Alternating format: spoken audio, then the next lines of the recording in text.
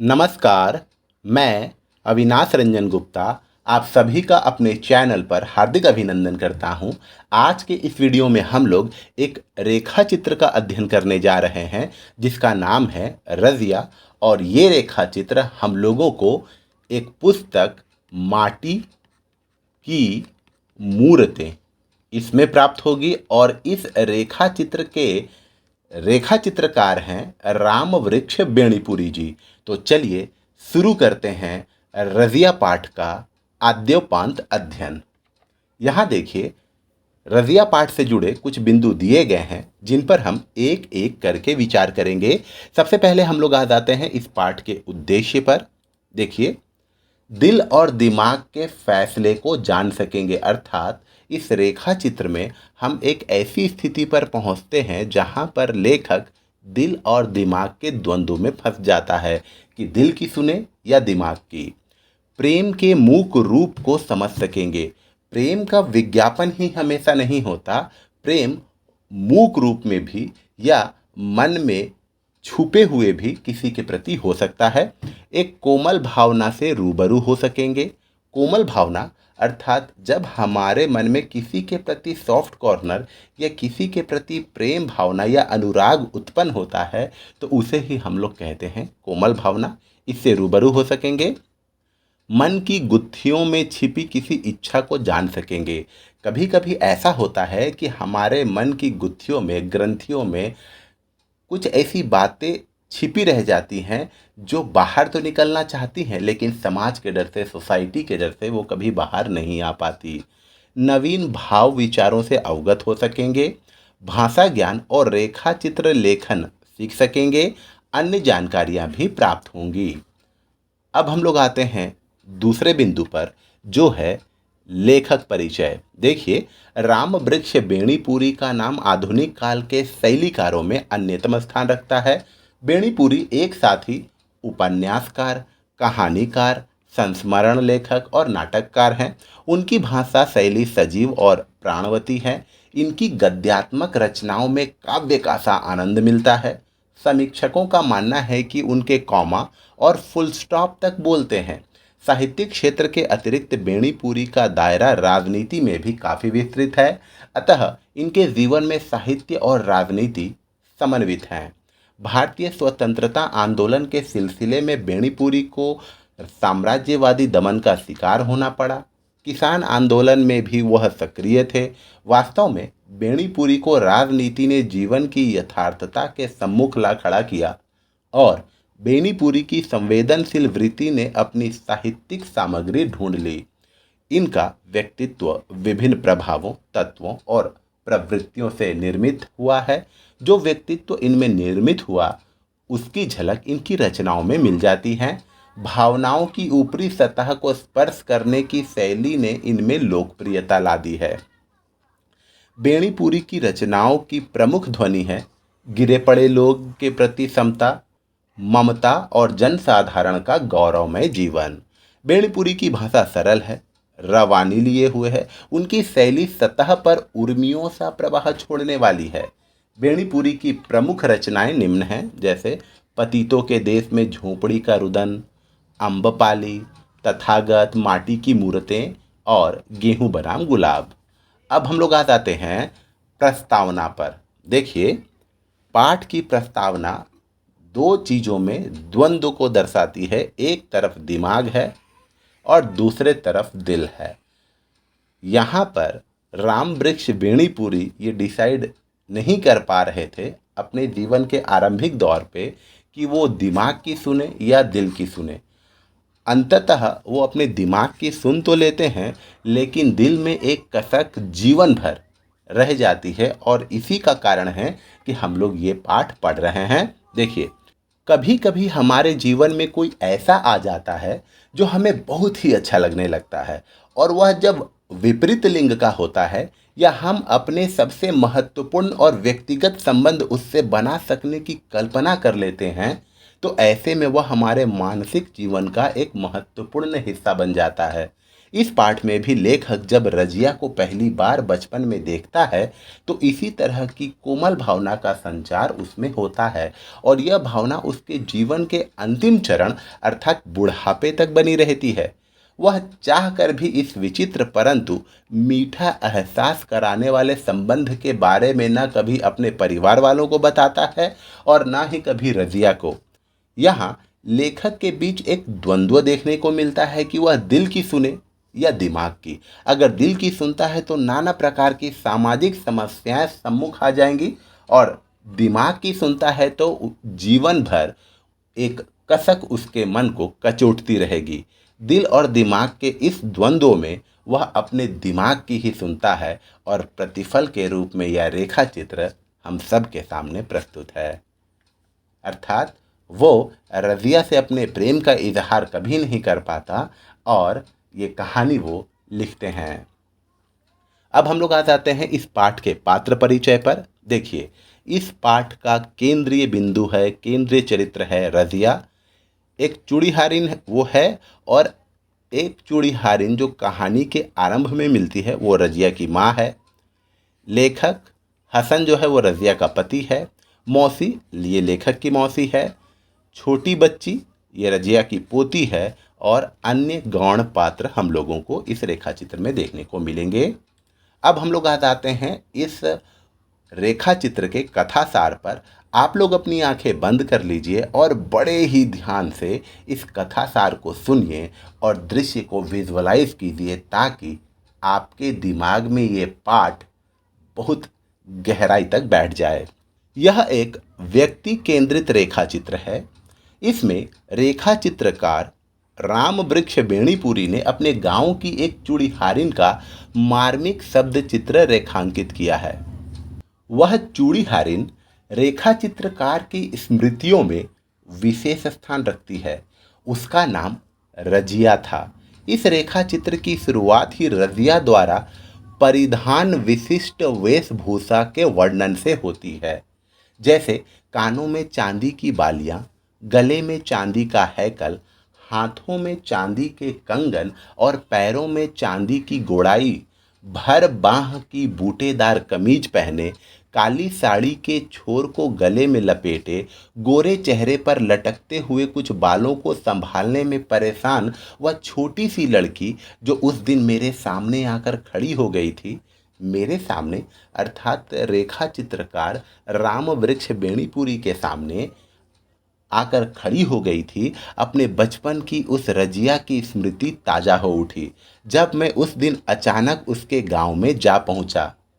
प्रस्तुत रेखा चित्र प्रारंभ से समापन तक इसी रजिया नामक पात्र के इर्द गिर्द घूमता है। इस छोटे से रेखा चित्र में रजिया के संपूर्ण जीवन के सफ़र को बड़ी शिद्दत से प्रस्तुत किया गया है। रेखा चित्रकार ने अपने जीवन की कुछ महत्वपूर्ण स्मृतियों के माध्यम से रजिया के बचपन की मासूमियत, जवानी की मस्ती और बुढ़ापे की शिथिलता की संवेदनशील अभिव्यक्ति की है। रेखा चित्रकार ने पहली बार रजिया को बचपन में देखा था। उन दिनों जब वे स्कूल से भागकर सीधे घर पहुंचे और मौसी ने लेखक को छठ की पूजा में बनाए हुए ठेकुए दिए और वो ठेकुए खा रहे थे, तब उन्होंने यह सुना कि बबुआ का खाना छू मत देना और उस आवाज़ के साथ अजीब रूप रंग की लड़की को देखा। वह लड़की कोई और नहीं बल्कि रजिया ही थी। रजिया अपनी माँ की आवाज़ सुनकर ठिठक गई। भले ही थोड़ी देर बाद मौसी ने उसके हाथ में 2 ठेकुए दिए, किंतु उसने उन्हें मुंह से नहीं लगाया। वह सकुचा कर खड़ी रही और रेखा चित्रकार द्वारा पूछे गए सवालों के जवाब केवल गर्दन हिलाकर ना में देने लगी। जब उसकी माँ ने मजाक में कहा कि बाबूजी रजिया से ब्याह कर लीजिए और रजिया से बोली तुम्हें दूल्हा पसंद है, तब वह सिमट कर अपनी माँ की पैरों में लिपटी थी। इस तरह उसकी बाल सुलभ मासूमियत ने रेखा चित्रकार को काफ़ी प्रभावित किया। समय बीता जा रहा था। रेखा चित्रकार पढ़ने के लिए शहर चले गए और रजिया की भेंट दुर्लभ होती गई, लेकिन जब भी भेंट होती तब बहुत सारे प्रश्न पूछती थी। रेखा चित्रकार उसे केवल निहारते रहते थे और उसे भी किसी उत्तर की कोई ज़रूरत नहीं पड़ी थी।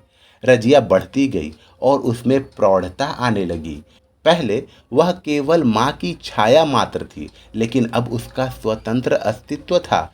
उसे पढ़ाई का सुअवसर तो नहीं मिला, किंतु वह चूड़ीहारिन में रेखा चित्रकार से कम नहीं रही और अपने पेशे में निपुण हो गई। रेखा चित्रकार के शब्दों में, चूड़ीहारिन पेशे के लिए सिर्फ यही नहीं चाहिए कि उसके पास रंग बिरंगी चूड़ियाँ हो, सस्ती, टिकाऊ, टटके से टटके फैशन की, बल्कि यह पेशा चूड़ियों के साथ चूड़ीहारिनों के बनाव श्रृंगार, रूप रंग, नाजी अदा भी खोजता है, जो चूड़ी पहनने वालियों को ही नहीं, उनको भी मोहे जिनकी जेब से चूड़ियों के लिए पैसे निकलते हैं। सफल चूड़ीहारिन है वह। जाहिर है कि रज़िया जवान हो गई थी और उसकी ओर कई लड़के ही नहीं, बहनों के भाई और दुल्हन के दूल्हे भी आकर्षित हो रहे थे। वह इन सभी की अच्छी खासी चुटकी लेती थी और उन्हें भगा देती थी। रेखा चित्रकार का शहर जाने के कारण गांव में आना कम होता गया। एक दिन जब रेखा चित्रकार गांव लौटे, तब उन्होंने देखा कि रजिया के साथ एक आदमी चूड़ियों की खांची सिर पर उठाए हुए चला आ रहा है। रेखा चित्रकार ने पूछा कि इस मजदूर को कहाँ से पकड़ ले आई, तो उसने बताया कि यह उसका पति है। इसके कुछ दिनों के बाद रेखा चित्रकार की भी शादी हो गई। रेखा चित्रकार की शादी में दुल्हन को सुहाग की चूड़ियां पहनाते हुए नटखट रजिया ने बहुत धूम मचाई थी। इसके बहुत दिनों के बाद अचानक रेखा चित्रकार की भेंट रजिया से शहर में हुई। शहर में रजिया साज श्रृंगार की चीजें खरीदने आई थी। अभी भी रजिया के स्वभाव में वही विनोद प्रियता है जो पहले थी। वह बातों ही बातों में रेखा चित्रकार से पूछती है कि आपका डेरा कहाँ है। घबराइए मत, मैं अकेले नहीं आऊँगी, यह भी मेरे साथ रहेगा। इसी तरह वे रेखा चित्रकार को चूड़ियाँ देते हुए भी मजाकिया अंदाज में कहती है कि आप अपनी रानी को अपने हाथों से पहना देना। जाहिर है बेनीपुरी जी को रजिया का उत्साही, विनोद प्रिय और मस्त मौला व्यक्तित्व काफ़ी प्रभावित करता है। रेखा चित्रकार ने रजिया के उत्तर जीवन की दुर्गति, दुर्दशा और पीड़ा को भी चित्रित किया है। कई सालों बाद अचानक एक दिन जब चुनाव के बहाने उनका रजिया के गांव जाना हुआ, तब उनके मन में उससे मिलने का विचार आ गया। लेकिन नेता बनने के कारण अपनी पद प्रतिष्ठा का ख्याल भी रखना था। जब वे लोगों को संबोधित कर रहे, तभी उन्होंने देखा कि उनकी ओर एक बच्ची चली आ रही है, हूबहू रजिया जैसी। उसकी वेशभूषा और रंग रूप बिल्कुल रजिया जैसी ही है, किंतु वह तो बच्ची है। इस बच्ची के पास आते ही लोगों ने बताया कि यह तो चूड़ीहारिन रजिया की पोती है, जो अपनी दादी से मिलाने के लिए आपको लेने आ गई है। रजिया आपकी बहुत तारीफ करती है और आप उससे मिलने जरूर जाएं। रेखा चित्रकार रजिया से मिलने उसके घर पहुंच गए और उन्होंने रजिया का जो रूप देखा वह बहुत ही दयनीय था। रजिया, हाँ, मेरे सामने रजिया थी, दुबली पतली, रूखी सूखी, किंतु जब नज़दीक आकर उसने मालिक सलाम कहा, उसके चेहरे पर एक क्षण के लिए झुर्रियाँ कहाँ चली गई पता ही नहीं चला, जिन्होंने उसके चेहरे को मकड़ जाल बना रखा था। स्पष्ट है कि अपने अंतिम दिनों में रजिया काफ़ी दर्दनाक स्थितियों से गुजर रही थी और फिर भी रेखा चित्रकार के प्रति उसके हृदय में सम्मान की भावना थी। यहाँ रेखा चित्रकार ने बुढ़ापे से पीड़ित रजिया का संवेदनशील चित्र उभारा है। अतः कहा जा सकता है कि वेणीपुरी ने इस रेखा चित्र में एक साधारण व्यक्ति को असाधारण व्यक्तित्व के रूप में प्रस्तुत किया है। वैसे तो रजिया मात्र एक साधारण महिला है, लेकिन उसके व्यक्तित्व की विशेषताएं उसे असाधारण बना देती हैं। रेखा चित्रकार ने उसे एक जिंदा दिल, हंसमुख, विनोद प्रिय, ऊर्जावान और स्फूर्ति वाले व्यक्तित्व के रूप में रेखांकित किया है, जो उसके चरित्र को यादगार बना देता है।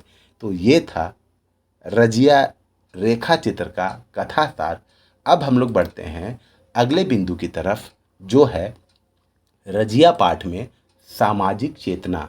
देखिए, भले ही रामवृक्ष बेणीपुरी के रेखा चित्र व्यक्ति केंद्रित रहे हों, अपितु उनमें सामाजिक चेतना कूट कूट कर भरी हुई होती है। उनके रजिया रेखा चित्र से गुजरते समय तत्कालीन सामाजिक जीवन की कई तस्वीरें उभरती हैं, जैसे कि हमारे भारतीय समाज में व्यक्ति के नाम से ही उसकी जाति, धर्म, वर्ग, लिंग, व्यवसाय आदि की पहचान निर्धारित होती थी। इसके प्रभाव से रजिया का चरित्र भी बच नहीं पाया है। रजिया यह एक मुस्लिम परिवार की लड़की थी। यह समाज अपनी कमजोर आर्थिक स्थिति और कट्टरपंथी धार्मिक अनुशासन के कारण शिक्षा की अपेक्षा व्यवसाय से अधिक जुड़ा रहा है। इसकी प्रतीति रेखाचित्र पढ़ने से होती है। चूंकि रजिया को पढ़ाई का अवसर नहीं मिला और वह अशिक्षित रहकर अनायास ही इस अपने पारिवारिक व्यवसाय से जुड़ गई। रजिया के परिवार की पारंपरिक व्यवसाय चूड़ियाँ पहनाने का रहा है, इसीलिए उसकी पहचान एक चूड़ीहारिन के रूप में होती है। तो यहाँ हमें ये पता चल रहा है कि रजिया जो है वो एक पेशेवर चूड़ीहारिन बन चुकी है और उसकी माँ भी चूड़ीहारिन का ही काम किया करती थी। चूड़ीहारिन के व्यवसाय में वह कई तरह के सामाजिक अनुभवों से गुजरती है। जब बचपन में वह अपनी माँ के साथ रेखा चित्रकार के घर चूड़ियाँ लेकर गई थी, तब उसे छुआछूत के सामाजिक बंधन का पालन करना पड़ता है। उसकी माँ उसे यह कहकर आगे बढ़ने से रोक देती है कि बबुआ का खाना छू मत देना। तब तक तो वह यह भी नहीं जानती थी कि किसी के हाथ का खाना किसी के निकट पहुँचने से छू जाता है। यह हमारे समाज का सामाजिक यथार्थ है, जिसमें छुआछूत की अमानवीय रूढ़ि का पालन किया जाता रहा है। रेखा चित्रकार ने ऐसी अनिष्ट सामाजिक रूढ़ि पर इस प्रसंग के माध्यम से कड़ा प्रहार किया है। इतना ही नहीं, इस मानसिकता का भी चित्रण हुआ है जिसमें हिंदू लड़का मुस्लिम लड़की से विवाह करने की कल्पना भी नहीं कर सकता। यह हमारे सामाजिक विभाजन का सटीक चित्र प्रस्तुत करता है। सामाजिक विभाजन का एक और प्रसंग प्रस्तुत रेखा चित्र में तब मिलता है जब रजिया यह कहती है कि अब तो ऐसे गांव हैं जहां हिंदू मुसलमानों के हाथों से सौदे नहीं खरीदते। अब तो हिंदू चूड़ीहारिने हैं, हिंदू दर्जी हैं। इसलिए रजिया जैसे खानदानी पेशे वाले को बड़ी दिक्कत हो गई है। जाहिर है कि सामाजिक विभाजन भी हमारे समाज का कटु यथार्थ है। इससे सामाजिक एकता को ठेस पहुंचती है और भाईचारे की भावना कम होती है। रामवृक्ष बेणीपुरी ने प्रस्तुत रेखा चित्र में हमारे समाज की दमित, विलासी और सशंकित पितृसत्तात्मक मानसिक का भी भंडाफोड़ किया है। रजिया चूड़ीहारिन जब जवान होती है तब उसके लिए कितने नौजवानों के दिल में कसमसाहट होती है। जब वह बहनों को चूड़ियाँ पहनाती है तब कितने भाई तमाशे देखने वहाँ एकत्र हो जाते हैं। उन्हें रजिया के प्रति आकर्षण खींच लाता है।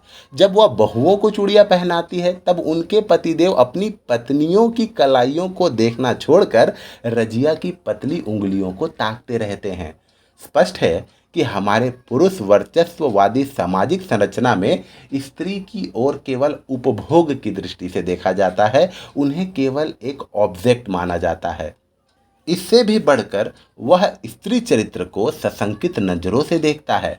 रजिया का मजाक में यह कहना कि शादी के कई सालों के बाद भी पति हसन उसका पीछा नहीं छोड़ता है, अर्थात उसका पति अभी भी इस संदेह में है कि कहीं रजिया किसी और के साथ ना हो ले, पुरुषों की सशंकित मानसिकता को उजागर करता है। इसीलिए रेखा चित्रकार पुरुषों की कुंठित मानसिकता पर तीखी टिप्पणी करता हुआ दिखाई देता है। गौरतलब है कि बेणीपुरी जी के रेखा चित्रों में अधिकांश पात्र आर्थिक दृष्टि से कमजोर वर्ग से आते हैं। यह रेखा चित्रकार की सामाजिक प्रतिबद्धता का प्रमाण है। घोर आर्थिक विषमता यह भी हमारे समाज की वास्तविकता रही है। इस रेखा चित्र में रजिया का चरित्र हमारे समाज के आर्थिक कमजोर वर्ग का प्रतिनिधित्व करता है। वह आजीविका के लिए चूड़ियाँ बेचने का व्यवसाय करती है, लेकिन आधुनिकीकरण की प्रक्रिया में उसका पेशा खतरे में पड़ जाता है। बावजूद इसके उसमें जिजीविषा की कोई कमी नहीं है। जिजीविषा अर्थात जीने की इच्छा की कोई कमी नहीं है। शहरीकरण की प्रक्रिया में भी गांव के व्यवसाय तबाह होते जा रहे हैं। इसे रेखा चित्रकार ने गहरी सामाजिक संवेदना के साथ अभिव्यक्त किया है। रजिया के माध्यम से रेखा चित्रकार इस संवेदना को इस प्रकार प्रस्तुत करते हैं। अब तो नए किस्म के लोग हो गए हैं ना, अब लाह की चूड़ियाँ कहाँ किसी को भाती है।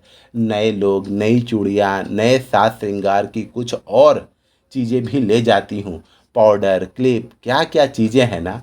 नया ज़माना, दुल्हनों के नए मिजाज। निसंदेह आधुनिकीकरण की प्रक्रिया का दुष्परिणाम गांव के लोक जीवन पर भी काफ़ी पड़ गया है और उनके पारंपरिक व्यवसाय खतरे में पड़ गए हैं। इसकी मार्मिक अभिव्यक्ति इस रेखा चित्र में मिलती है। तो कुल मिलाकर इसमें कहा जा सकता है कि इसमें हम लोग जो सामाजिक चेतना देखते हैं, उसमें हम लोग देखते हैं कि पितृसत्तात्मक जो समाज है, जो स्त्रियों को ऑब्जेक्ट समझता है, इसमें हम लोग देखते हैं शहरीकरण के कारण गांव के व्यवसाय फल फूल नहीं पाते हैं। इसमें जाति का भेदभाव देखते हैं हम लोग, इसमें समाज का विभाजन देखते हैं और तरह तरह की चीज़ें हम लोगों को इसमें देखने को मिलती है। अब हम लोग आ जाते हैं इसकी शैली पर, अर्थात इसके स्टाइल पर। देखिए, रजिया की शैली। राम वृक्ष वेणीपुरी के रेखा चित्र में जैसे भाव पक्ष की संवेदनशीलता रही, वैसे ही कला पक्ष की भी नवीनता और प्रयोगधर्मिता है। वे अपनी गहरी संवेदना की संप्रेषणीय अभिव्यक्ति के लिए जाने जाते हैं। अपने रेखा चित्रों में प्रयुक्त भाषा और शैली के प्रति वे अत्यंत सजग, सचेत और जागरूक रहते हैं। इसीलिए उनके रेखा चित्र का शिल्प विधान भी विशेष उल्लेखनीय बन गया है। उनके द्वारा विरचित रजिया रेखा चित्र का शिल्प पाठकों का विशेष ध्यान आकर्षित करता है। अर्थात वो जिस स्टाइल में लिखते हैं, इस रेखा चित्र को पढ़ने के दौरान हम में से बहुत सारे पाठक इस कहानी से कनेक्ट हो जाते हैं, क्योंकि उनके हृदय में भी कभी न कभी ऐसी कोमल भावना का संचार हुआ होगा, या कभी न कभी वो भी सामाजिक विभाजन के कारण, जाति पाति के भेद के कारण ठिठैला महसूस किए होंगे। अब हम लोग आ जाते हैं भाषा शैली पर। तो देखिए, रजिया रेखा चित्र की भाषा में सरलता, सहजता और संप्रेषणीयता है। रेखा चित्रकार ने ग्रामीण संवेदना को सहज शब्दों में अभिव्यक्त किया है। इसमें प्रयुक्त आंचलिक शब्द भी अपने अर्थ को अनायास ही पाठकों तक पहुंचाते हैं। जैसे, यह मेरा खाविंद है मालिक। इस वाक्य में खाविंद शब्द का अर्थ पति है। इसे समझने के लिए पाठक को ज़्यादा माथापच्ची करने की जरूरत नहीं पड़ती है, वह आसानी से समझ सकता है। इसके अलावा भी इस रेखा चित्र में ठेकुए, डेंकी, खांची, कसार, टापता आदि आंचलिक शब्दों का प्रयोग किया है। भावों का सौंदर्य बढ़ाने में ये शब्द अपना महत्वपूर्ण योगदान दे रहे हैं। रेखा चित्रकार ने पात्रानुकूल भाषा के प्रयोग से ग्रामीण परिवेश को सजीव किया है। इस रेखा चित्र में रजिया और भाभी ग्रामीण परिवेश से जुड़ी हुई महिलाएं हैं। उनकी भाषा का यह एक उदाहरण देखिए, वह लूंगी और यह मुंह मांगी चीजें नहीं मिली तो वह लूंगी कि दुल्हनिया टापती रह जाएगी। स्पष्ट है कि यहाँ पात्रों की भावनाओं को व्यक्त करने के लिए पात्रानुकूल स्वाभाविक भाषा का प्रयोग किया गया है, जो रेखा चित्र को सजीव बनाने में अपनी महत्वपूर्ण भूमिका निभाती है। अब हम लोग आ जाते हैं इसके मूल्यांकन पर।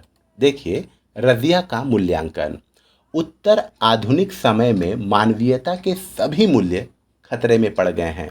व्यक्ति समाज से कटता जा रहा है और उसमें सामूहिक भावना की कमी पाई जा रही है। प्रेम, निश्चलता, सहृदयता, सौहार्द आदि जैसे मूल्यों का पतन हुआ है। मानवीय मूल्यों के पतन के इस दौर में राम वृक्ष वेणीपुरी के रेखा चित्र और अधिक प्रासंगिक लगते हैं। वे अपने रेखा चित्र में मानवीय मूल्यों को पुनर्स्थापित करते हुए दिखाई देते हैं। इस दृष्टि से रजिया का मूल्यांकन करना महत्वपूर्ण बन जाता है। रजिया रेखा चित्र में सामाजिक सौहार्द का मूल्य स्थापित किया गया है। रजिया का चरित्र धार्मिक बंधनों का अतिक्रमण करता है। वह कुछ हद तक हिंदू मुस्लिम भेदभाव को कम करने की जद्दोजहद करती है और भाईचारे की भावना का विकास करती है। इधर कुछ दिनों से सांप्रदायिक भेदभाव से भारतीय समाज में काफ़ी अशांति फैल गई है। लोग अपने धर्म को श्रेष्ठ और दूसरे धर्म को तुच्छ मानने लगे हैं। परिणाम स्वरूप सामाजिक सौहार्द की भावना विलुप्त हो गई है। यह सभ्य समाज के सामाजिक स्वास्थ्य के लिए हानिकारक है और सामाजिक विकास में बाधक भी। ऐसे समय में हमें रजिया के चरित्र से प्रेरणा मिलती है। रजिया मुस्लिम परिवार से होकर भी हिंदुओं के घरों में जाकर न केवल चूड़ियां पहनाने का काम करती है, बल्कि उनके त्योहारों में सहर्ष सहभाग लेती है। उसके स्वभाव की जिंदा दिली, विनोद प्रियता और उत्साही प्रवृत्ति सभी का दिल जीत लेती है। उसका चरित्र धर्म के संकुचित दायरे से ऊपर उठकर मनुष्यता की ऊंचाई तक पहुंचता है। उसके चरित्र में स्वाभाविक रूप से मनुष्य प्रेम की भावना भरी हुई है। तो इस तरीके से हम लोग देख रहे हैं कि रजिया ना केवल एक अधूरी प्रेम कहानी को या मूक प्रेम कहानी को दर्शा रहा है, बल्कि इसमें हम लोग सामाजिक चेतना भी देख रहे हैं, भाईचारे की भावना भी देख रहे हैं और सांप्रदायिकता के वास्तविक रूप को देख रहे हैं कि हमें सभी धर्मों की इज्जत करनी चाहिए। अब हम लोग आ जाते हैं अंतिम बिंदु पर, जो है बोध प्रश्न। देखिए, रजिया यह एक व्यक्ति केंद्रित रेखा चित्र है। संक्षेप में विवेचन कीजिए। जी हाँ, देखिए, रजिया यह एक व्यक्ति केंद्रित रेखा चित्र है, लेकिन ये व्यक्ति केंद्रित होने के बावजूद भी इसमें हमें सामाजिक चेतना देखने को मिलती है, सामाजिक सौहार्द देखने को मिलता है, सांप्रदायिकता के कुपरिणाम नहीं बल्कि सांप्रदायिकता के सुपरिणाम क्या क्या हो सकते हैं वो देखने को मिलता है। रजिया की विशिष्ट वेशभूषा का चित्रण कीजिए। लेखक ने जब पहली बार रजिया को देखा था तो वो कानों में चांदी की बालियां, गले में हैकल, पैरों में गोड़ाई, भर बाह की बूटे वाली सलवार कमीज और काले कपड़े से अपने सिर को ढकी हुई थी। उसके चेहरे पर कुछ बाल लटक रहे थे जिसे वो सुलझाने में और समेटने में व्यस्त थी, और वही रूप लेखक के मन में हमेशा हमेशा के लिए बस गया। रजिया के व्यक्तित्व की विशेषताएं लिखिए। देखिए, रजिया विनोद प्रिय है, मस्त मौला है और धार्मिक बंधनों से जकड़ी हुई महिला नहीं है, बल्कि वो तो धर्म के दायरों से ऊपर उठकर हिंदुओं के परिवारों से मिलती जुलती है, हिंदुओं के पर्व त्यौहार में भाग लेती है और लेखक के साथ भी बड़े विचित्र तरीके से, बड़े अपनेपन के भाव के साथ बातचीत करती है। बूढ़ी रजिया पर टिप्पणी लिखिए। रजिया जब बूढ़ी हो जाती है तो उसका शरीर जर्जर हो जाता है, चेहरों पर आई झुर्रियाँ मानो मकड़जाल की तरह उस पर फैल गई हैं, उसका शरीर शिथिल हो गया है, शक्ति क्षीण हो गई है, और फिर भी जब वो लेखक से मिलती है तो न जाने उसकी झुर्रियाँ कहाँ गायब हो जाती हैं। रेखा चित्रकार ने रजिया से शहर में हुई भेंट को किस तरह याद किया। रेखा चित्रकार से जब रजिया की भेंट शहर में हो जाती है और रजिया विनोद प्रियता के कारण जब ये सवाल कर बैठती है कि आपका डेरा कहाँ है बताइए, और जब वो ये सवाल करती है और लेखक के चेहरे की हवाइयाँ उड़ जाती है तो वो तत्काल ये भांप लेती है कि लेखक को खराब लग रहा है और वो कहती है, घबराइए मत, मैं अकेले नहीं आऊँगी, मेरा खाबिंद, मेरा पति हसन भी साथ होगा। और वह लेखक को कुछ चूड़ियाँ देती है और कहती है, ये अपनी रानी को पहना दीजिएगा, अपनी पत्नी को पहना दीजिएगा। रजिया रेखा चित्र में तत्कालीन समाज की तस्वीर दिखाई देती है। 2-3 वाक्यों में विवेचन कीजिए। जी हाँ, रजिया को जब वो पहली बार देखता है तो पता चलता है कि जाति पाति का भेदभाव उसे मालूम नहीं था। वो आगे बढ़ रही थी, तभी उसकी माँ ने उसे ये कह के रोक लिया कि आगे मत बढ़ना, बबुआ का खाना मत छू लेना, अर्थात छुआछूत। साथ ही साथ जब रजिया की माँ लेखक से कहती है कि आप इससे ब्याह कीजिएगा, लेकिन वो जानती है कि यह संभव नहीं है क्योंकि उस समय हिंदू लड़के मुस्लिम से विवाह नहीं कर सकते। और साथ ही साथ हमें ये भी पता चलता है कि पितृसत्तात्मक वर्चस्ववादी पुरुष प्रधान समाज की मानसिकता हमें देखने को मिलती है। रजिया के चरित्र के माध्यम से सामाजिक छुआछूत की प्रथा का चित्रण कीजिए।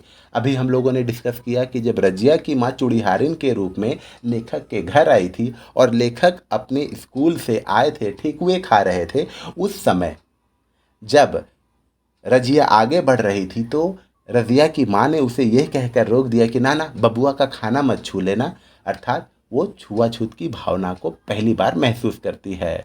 रजिया रेखा चित्र में पुरुष प्रधान समाज की दमित मानसिकता का चित्रण हुआ है। स्पष्ट कीजिए। जी हाँ, जब रजिया एक पेशेवर चूड़ी हारिन बन गई और जब वह चूड़ियाँ पहनाती थी किसी को, तो लड़कियों के भाई अपनी बहनों को देखने के चक्कर में या देखने की चाह में वो रजिया को देखते थे, और जब वो किसी पत्नी को चूड़ी पहनाती थी तो उनके पतिदेव अपनी पत्नियों की कलाइयों को ना देखकर रजिया की पतली पतली उंगलियों को देखते थे।